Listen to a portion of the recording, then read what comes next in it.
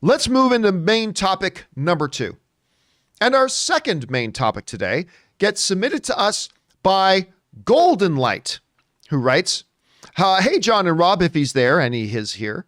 Thank you for always providing movie news. Our pleasure, Goldenlight. Thought to give you a chance to talk sports here and ask, what are your thoughts on the Super Bowl on Sunday and any movie trailers and spots we got during the game? Thanks, and keep up the good work. All right, thanks a lot for sending that in, Goldenlight. And first of all, the game for me, because I'm a Tom Brady fan. I mean, because I've been a fan of the Patriots for so long, and Tom Brady just moved on, so I'm going to be a fan of his too.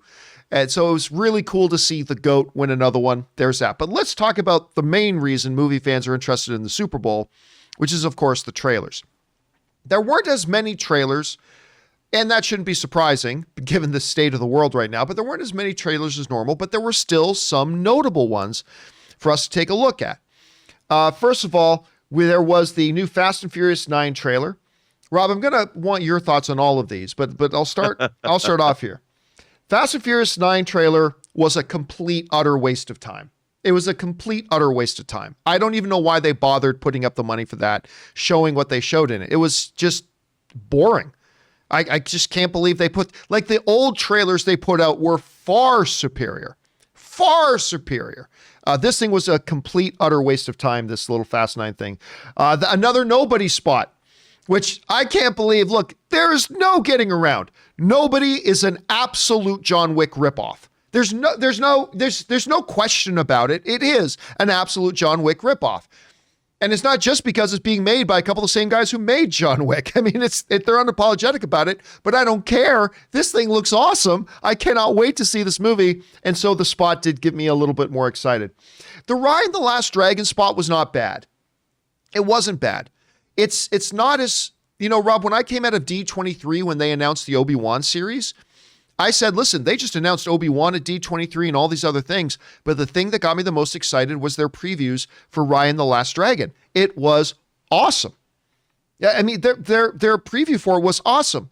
I've lost some enthusiasm for it, and this spot wasn't great, but it was pretty good. It was pretty good. The old trailer, the new movie coming from M. Night Shyamalan, looked really interesting. Yeah.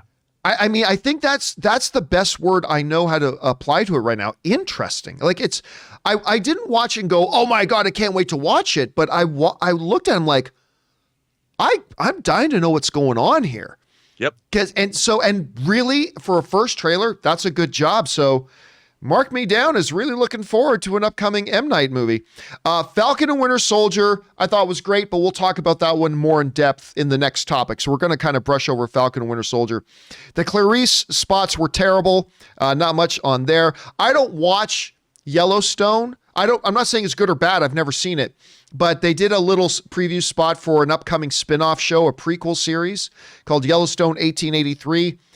It was just a little thing. I don't care if you live or die, but if you live, tell people what I did. Okay, that sounds kind of neat, but I don't know much about the show.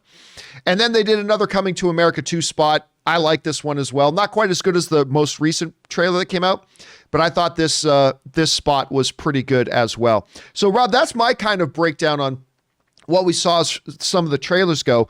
I want to go over, though, and get your thoughts on these. So let's start going down these one by one, shall we? Yes. Let's start with the F9, the Fast and the Furious 9 spot.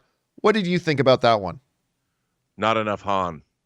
It's all about how much Han is there. The absolute quality is in direct ratio to how much Han is in the trailer. Yeah, well, and I also thought like that the twister ending when they show some big effect shot with the car like using a giant magnet to like pull another car through the wall and all that. I'm like, really? Yeah, that was a little dumb. It was just, I understand why they do that, but do they have to at least look, you know how much I love this franchise, but that was just ridiculous. And I'm like, that wasn't cool to me. What was cool about the Fast and the Furious franchise is, as insane as it's now become, it really did start out with some really good practical car racing. It really wasn't until the fourth film where they added CG as they traveled through underground passages. I gotta admit, though, the fourth one is when I really started liking the franchise. I really fell in love with it in number 4. No doubt, and the Citizen Kane of the franchise is Fast Five, but and it was a build up. But I did want to see more. What I was missing, what I'm always looking for in a trailer, the underlying thing that I always look for is, what is the premise of this story that you're going to tell me? And if you make the premise interesting, I'm in. It doesn't have to be the greatest trailer in the world, but if you provide me some intellectual hook, and whereas we haven't got to it yet, but the old trailer, like you already said, is so interesting. When you watch it, you're like, what the hell is going on there? I mean, you get the idea that people, even the title tells you, but you want to sit down and see what the hell is going on in that story. And that's what a trailer should do. It should make you want to not just give you a cool moment, but give you a reason to watch the movie. And that reason is, here's a story you might not have heard before, or if it's a sequel, here's a story that your familiar characters have never been placed into before. And I think that with this Fast 9 trailer, it gave me nothing intellectually as a fan of the franchise. Look, dude, I mean, it's not like I'm not going to be at the first show ever. I'll be there. If I can get into a press screening, I'll go. But actually, I'd rather see it with a paying audience of on a Thursday night preview. But I wanted to know more. Tell me something other than the fact that, yep, this movie's coming out. I mean, it's like, do you miss the life? Every day. I love me Vin Diesel. Don't get me wrong. I love me Vin Diesel. Yeah, the magnet thing too is like, really? There was nothing metal in the building? No steel beams in the building? Really? Yeah. Anyway, whatever. It's a ridiculous thing. Let's get on to the next one here. Nobody. This is, again, a complete John Wick ripoff sort of thing, but what did you think about the Nobody spot? Well, this is a movie that, first of all, Connie Nielsen, I'll watch anything she's in no matter what, probably until the day she dies. But I love the premise of this idea. Yeah, it's a John Wick-esque ripoff, but the idea that this apparently one of the world's greatest assassins or whatever he did has settled down and tried to live a normal life amongst, normal people, and of course his old life catches up to him again. That to me is always an irresistible premise that I can never get enough of. And, they add the humor, like his daughter's bracelet was stolen. I'm so there for this movie. It's exactly what I want out of what it is. And me too. I'm looking forward to it.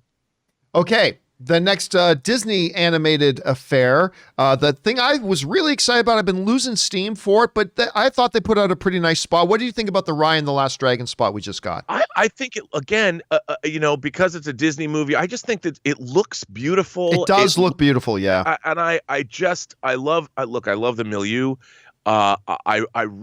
It just feels like something that appeals to me. And like you said, while it didn't blow me away, I mean, it kept my interest. I'm like, this is the kind of animated movie that I love. So I'm in. All right, let's move on to the next one here. This one was not what I was expecting. The trailer for the new M. Night Shyamalan movie, Old, dropped. And I didn't know what I was expecting from it, but I was very interested in it. I'm thinking about it the next day. I'm still thinking about it. What did you think about this trailer? Again, an irresistible premise. It's hard when you're dealing with some kind of a horrific or dark fantasy idea to find something new that interests you. But like a beach that's causing time to speed up. I mean, a mother who had a 6-year-old kid turn into a teenager, or even a guy in his 20s or something, terrifying. That black woman twitching she did some good twitching. That was some scary twitching. And I'm like, what is happening to her? And then it cuts to like a woman who was pregnant, who's now giving birth on the beach in a day. I mean, this looks twisted. It looks scary. It looks like something I haven't seen before, and I'm in. And can you imagine how fun it would have been to make that movie where, well, got to go to work today. Where are we shooting? Oh, on the beach again. Oh, how much fun would that movie have been to make? You're on the beach in Hawaii or wherever the hell they're shooting it. That must have been so much fun to make. One of the things that kind of surprised me was because it wasn't just one spot. I saw I don't even think I'm exaggerating. I think I saw 6 spots for Clarice. I think I saw 6 spots for Clarice. Now, granted, it's their own show. They're really going hard and doubling down on this show. They're really trying to push this thing a lot. And not one of these ad spots have looked remotely interesting to me. Rob, you saw the Clarice spots. What did you think? Just about what I expected on the heels of that amazing Entertainment Weekly takedown of the first couple episodes.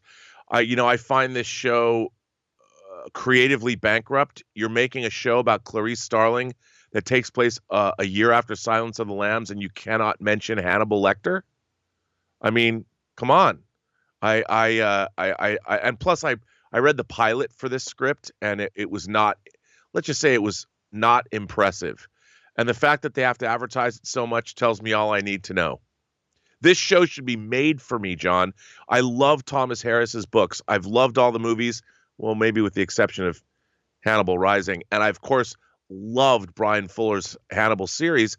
So I am a Thomas Harris acolyte. I've been reading these books since Red Dragon came out in, 81, 82? And this show should be the kind of show I should be all over, and I have no interest.